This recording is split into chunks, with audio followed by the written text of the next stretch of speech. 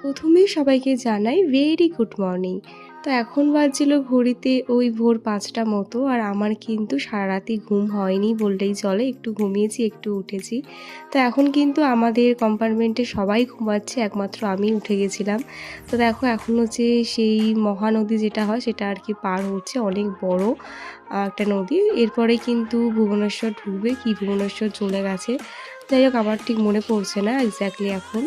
তো এই মুমেন্টগুলো কিন্তু ফিল করতে করতে আমরা পুরীর দিকে এগিয়ে যাচ্ছি। তবে জানো তো, আমাদের ট্রেনটা ঢোকার কথা ছিল পুরীতে 7:30টার সময়। সে জায়গায় আমাদের ট্রেনটা ঢুকিয়েছিল ঠিক সকাল 10:30, অনেকটাই লেট হয়ে গেছিলো।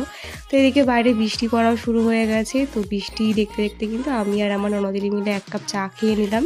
চাটা খেয়ে কিন্তু বেশ মুডটা একদম ফ্রেশ হয়ে গেছিলো, যেহেতু সেরকম একটা ঘুম হয়নি রাত্রিবেলা। তো এদিকে দেখো মাঝে আমার মাম্মামও উঠে গেছে। তো এর ফাঁকে কিন্তু আমি অনেক রিলস ভিডিও বানিয়ে নিয়েছি। যারা আমার ইনস্টাতে আছো তারা তো অবভিয়াসলি দেখেইছো।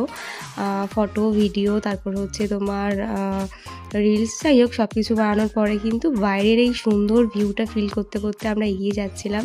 আর যেন মনে হচ্ছিল কখন আমরা পুরী গিয়ে নামবো আর সমুদ্রের দেখা পাবো। যাই হোক, তো দেখো ফাইনালি কিন্তু অনেক অপেক্ষার অবসান ঘটিয়ে এখন আমাদের ট্রেনটা কিন্তু পুরী স্টেশনে ঢুকে পড়েছে প্রায়। আর একটু পরেই কিন্তু আমরা পুরীতে নেমে যাব। তো দেখো ফাইনালি আমাদের নামার সময় হয়ে গেছে, যেহেতু অনেকটাই লেট হয়ে গেছে, প্রায় 3 ঘন্টা লেট চলছিল ট্রেন। 7:30টায় ঢোকার সময় ছিল, 10:30টায় ঢুকেছে। তারপরে দেখো সব ব্যাগ ট্যাগ আমাদের নামানো হয়ে গেছে, এবার কিন্তু আমরা হোটেলের দিকে যাব। তো সবার চোখ মুখের অবস্থা খুবই বাজে, দেখতেই পাচ্ছ। ট্রেন জার্নি হয়েছে, সারা রাত্রির একটা জার্নি গেছে সবার মধ্যে দিয়ে। তো জার্নি হলে কী হবে, সবার মধ্যে কিন্তু একটা আনন্দ ছিল যে কখন রুমে গিয়ে ফ্রেশ হব, তারপরে কিন্তু আমরা আমাদের পুরীর যে ট্রিপটা আমরা এনজয় করতে এসেছি সেই এনজয় করতে নেমে পড়বো। তো দেখো, এই যে হচ্ছে পুরী স্টেশন, যেহেতু সবেমাত্র রথযাত্রা গেছে তার জন্য কিন্তু প্রচণ্ড ভিড় ছিল। প্রায় 1 ঘন্টা ধরে আমরা অটো স্ট্যান্ডে দাঁড়ানোর পরে ফাইনালি আমরা একটা ম্যাজিক গাড়ি আর কি ভাড়া করেছিলাম, সেটা করে কিন্তু আমরা আমাদের লজের দিকে এগিয়ে যাচ্ছি। তো দেখো আমরা গাড়িতে উঠে পড়েছি। এখন কিন্তু এখান থেকে ওই আধ ঘন্টা মতো সময় লেগেছিলো, যেহেতু প্রচণ্ড ভিড় ছিল।